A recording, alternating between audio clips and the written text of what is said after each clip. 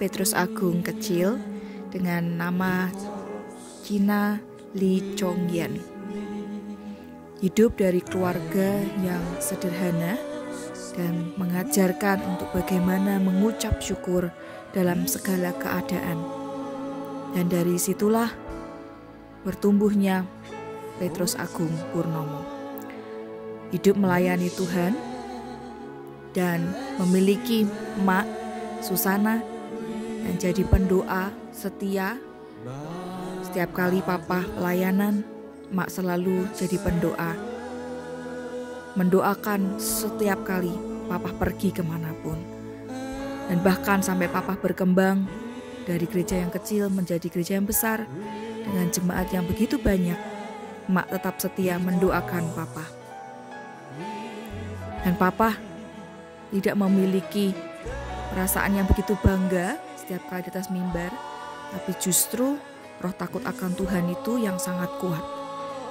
Dan mengabdian kepada Tuhan untuk melayani bangsa-bangsa, melayani Indonesia, melayani kota Semarang untuk kemuliaan nama Tuhan sampai akhir hidupnya.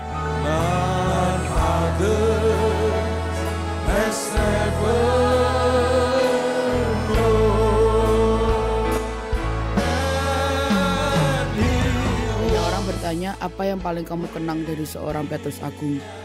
Di akhir-akhir dari hidup Petrus Agung, yang paling aku kenang adalah beliau bukan hanya menjadi seorang pendeta, tapi beliau juga menjadi seorang ayah di dalam rumah.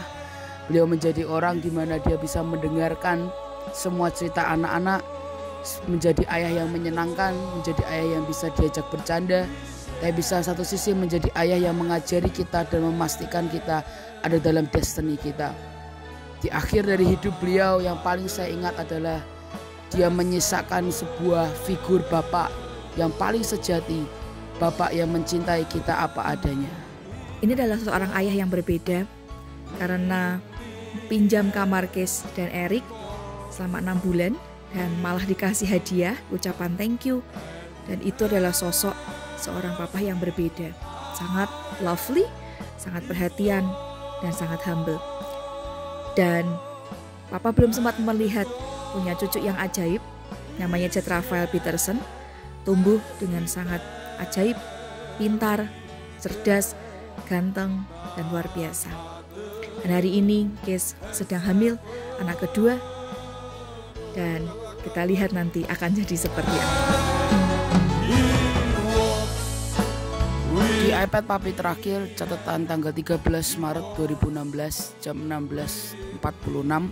Disitulah Papi tulis terakhir dengan judul Makan di Hadapan Tuhan.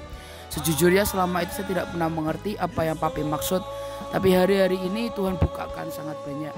Wahyu 3 ayat yang ke-20 di terjemahan New Living Translation dikatakan, "Look, I stand at the door and knock. If you hear my voice and open the door, I will come in and we will share a meal together as a friend." Tuhan Yesus hari itu berkata, ketika aku berdiri di depan pintu dan mengetuk, dan ketika engkau mendengar suaraku dan membukakan pintu, maka Tuhan akan datang dan akan makan bersama-sama dengan kita sebagai seorang sahabat. Di Yohanes 15 ayat yang ke-14 sampai ayat yang ke-16 dikatakan, kita baru bisa disebut menjadi sahabat Allah ketika kita melakukan apa yang diberitahukan oleh Tuhan kita. Ketika kita melakukan apa yang menjadi kehendak Allah.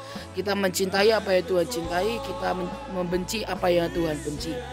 Tapi hari itu di Yohanes 14 ayat yang ke-23 berkata, jika seorang mengasihi aku, ia akan menuruti firmanku, dan Bapakku akan mengasihi dia, dan kami akan datang kepadanya dan diam bersama-sama dengan dia. Ketika kita melakukan apa yang Tuhan mau, kita mencintai apa yang Tuhan cintai, kita membenci apa yang Tuhan benci. Di saat itulah kami yang disebutkan di Yohanes adalah Bapa, Putra, dan Roh Kudus. Mereka bertiga akan datang kepada kita dan diam bersama-sama dengan kita. Dan di hari itulah Ulangan 12 ayat ke-7 dikatakan, di sana kamu akan makan di hadapan Tuhan Allahmu dan bersukaria, kamu dan seisi rumahmu, karena dalam segala usahaku engkau diberkati oleh Tuhan Allahmu. Disinilah hari itu Tuhan berkata, nak, ada yang namanya covenant relationship. Ketika engkau makan dengan Tuhan, ketika engkau fokus dengan Tuhan, ketika engkau melakukan apa yang Tuhan kehendaki, maka engkau akan disebut menjadi sahabat Allah. Dan ketika kau makan di hadapan Tuhan, engkau akan bersuka cita dan segala usahamu akan diberkati Tuhan. Inilah the greatest legacy yang paling terakhir yang Papi mau berikan dalam hidup setiap kita, adalah sebuah relationship kita dengan Tuhan, sebuah covenant relationship kita dengan Tuhan, yang kita hanya mementingkan perasaan Tuhan dan bukan perasaan kita.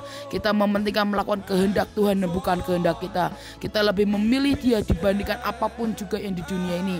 Inilah the greatest legacy yang Papi ingin beritahukan ke banyak orang, bahwa kita perlu punya covenant relationship antara kita dengan Tuhan, karena disitulah seisi rumah kita akan bersuka cita dan dalam segala usaha kita akan diberkati Tuhan. Dan kita semua akan terus melakukan apa yang menjadi kehendak Tuhan, bukan karena paksaan tapi karena cinta, karena kasih, karena kita adalah sahabat-sahabat Allah.